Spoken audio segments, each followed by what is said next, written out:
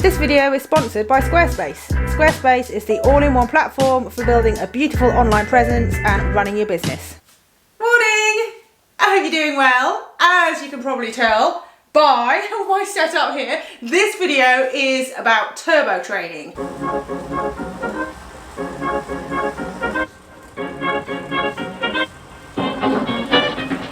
is the time of year where I start focusing more heavily on my indoor training workouts. I do actually use the turbo trainer year round for various reasons, such as the fact I'm a mother and sometimes I just can't get out of the house to go on a bike ride. But around this time of year, in autumn, when the days are getting shorter and when the roads can be more slippery, or I just don't want to go outside, this is the time when I start doing more turbo training workouts. Obviously this year, some of us aren't even able to train far away from home or even for longer than an hour. So turbo trainers are even more important than they normally are. I guess quite a few people might have bought turbo trainers this year where previously they only ever rode outside, and I thought it would be cool to do a video sharing my tips of how I get through turbo training workouts. So I've been turbo training for a number of years now, and I'll let you into a secret. Actually, it's not even that secret. I used to absolutely hate turbo training, but a few things changed that. So I want to let you know what those things are so that you can get down with the turbo training, because it is actually fun. People really hate on it, but done right, turbo training is fun. So the first tip I want to give you, and I am so sorry if this is an unwelcome one, because I totally understand that not everyone has disposable income and can't afford things like this, but if you can, then get a smart trainer. It is such a worthwhile investment, and buying a smart trainer was the best thing I ever did for my indoor training. So a smart trainer is a trainer that hooks up to an app or the internet, and you can control the resistance through whatever app you're using. So you can control how hard it is to pedal, and you can simulate the things that you'd be doing outside, like climbing up a hill. I'm not talking about the trainer actually moving to be up a hill, but if you have more resistance, then it is going to sort of mimic what you'd be doing to go up a hill, which is putting more power through the pedals. Tip number 2, always have a plan before you get in your turbo trainer. In my opinion, there is nothing more boring than just sitting on a turbo trainer mindlessly churning out the kilometers. It is duller than dull. So I always break up my ride into segments or intervals. It doesn't have to be hard intervals, it just has to be segments so that you've got a target. You know that you work through this bit, then you change to, say, a different style of pedaling, like high cadence work or lower cadence, or you're going to go a little bit harder every minute, or you have to break it up, because otherwise it is tedious to the max. Tip number 3 is have a really good fan. I'm sorry that some of these tips do involve shelling out cash, but my fan was £30 from Screwfix, and that, coupled with the fact that I got a smart trainer, is what revolutionised my training. Well, actually there's another one as well, but the fan, just the minute I started using a decent fan, I swear to God I could put out more power. In fact, I know I could, because I did an FTP test and I performed way better when I was adequately cooled with a really good fan. So yeah, 30 quid from Screwfix. This is not a sponsored post, it's just a really good fan. Tip number 4 kind of follows on from the previous tip about the fan, and that is start in a cold room. So we have thermostat valves on our radiators, and I always turn off the radiator in the room where I do my turbo training, so that if the heating's on in the rest of the house, it doesn't heat up. I'll open the window, I'll have no heating on in there, I'll go in there, it's chilly, but you will, it's absolutely inevitable that you will warm up, so yeah, start with a cold room. My next tip is about preparing the equipment that you're going to need for the ride in advance, so you've got no reason to get off the bike and quit halfway through to go and get something. So I always like to have 2 water bottles, one of them with a drink mix in usually, and the other one with water, depending on what kind of workout that I'm doing. And I keep these in the fridge before my workout, so they're really nice and cool and refreshing, and it's pleasant to drink them, because it's really important that you stay hydrated.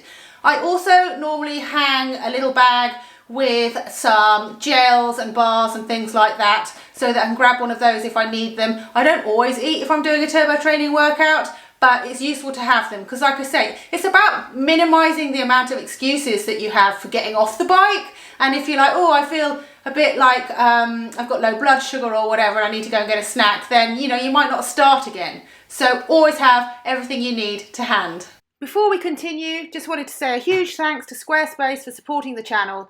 Squarespace is a one-stop shop with all the tools you need for publishing and running your website. You can purchase your domain, add class or appointment scheduling, host galleries, sell your products, analyze traffic, everything. So head to Squarespace for a free trial. When you're ready to launch, go to www.squarespace.com/Juliet Elliott for 10% off your first purchase of a website or domain. The link is down there in the description. Tip number 5. This is a new one that I started doing this year. It is to schedule a turbo training workout with some friends and do it together on Zoom. So you can have all your faces, your sweaty faces in little boxes on your computer screen, and you can chat to each other, and it's really good motivation, because you don't want to be the one that kind of wusses out and stops pedaling when everyone else is trying to do a hard interval. It just makes you kind of accountable, or I guess it does if you're like me. I'm super competitive. I could not be the one that quits on an interval. So yeah, Zoom workouts. Tip number 6, I think. Now this might be an obvious one, but maybe it isn't, so I'm going to put it in here anyway. It is so fun if you sign up to a virtual cycling platform like Zwift, so that you can ride along with other people and you can try races, you can try group workouts, or you can program your own workouts. Like I was saying earlier, how it's always good to have something structured to do during your time on the turbo trainer. Recently, my friends and I all joined a Zwift racing league, and it's every Tuesday night at 7:15. We all know that we're going to do a really tough turbo session together. The fact that I'm doing it with those guys, again, goes back to the accountability thing. I can't not turn up and do it because I'm on a team, and all the team's points count towards the overall rankings. So it's really nice to have that in the diary, and I just know that every Tuesday I'm going to do it. I tell you what, every Tuesday I get to it and I just don't want to do it, but I do it, and afterwards I feel amazing, and I'm so glad. If you've got a smart trainer, I would definitely suggest signing up to all the different online virtual cycling apps, because they all offer free trials and they are all fun in their own way. There's RGT Cycling, there is Ruvi, which I haven't tried yet. Obviously there's Zwift that I just mentioned, there's Sufferfest. So all of them have free trials. Just try them all out and see which one you like. The next tip is get some quality entertainment. I've got some wireless headphones in here. Don't have to have those, obviously, although it does help not getting them tangled up in everything. But I like to create playlists depending on what workout that I'm going to do.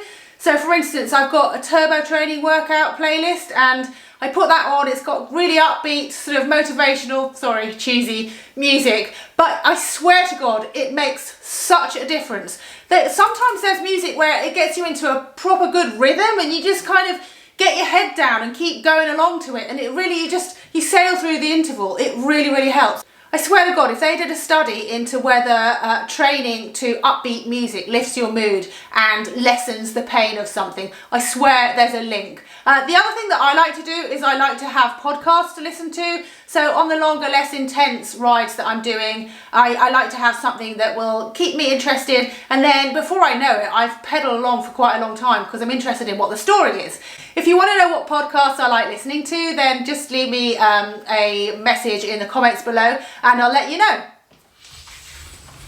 Oh, I'm in the heaviest gear.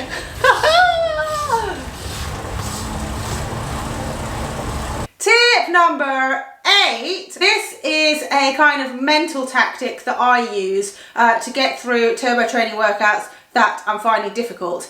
Basically, I will look at what I've got coming up and I will make a bargain with myself that if I tick off, say, the next 3 intervals, I can skip the 4th and then I'll carry on.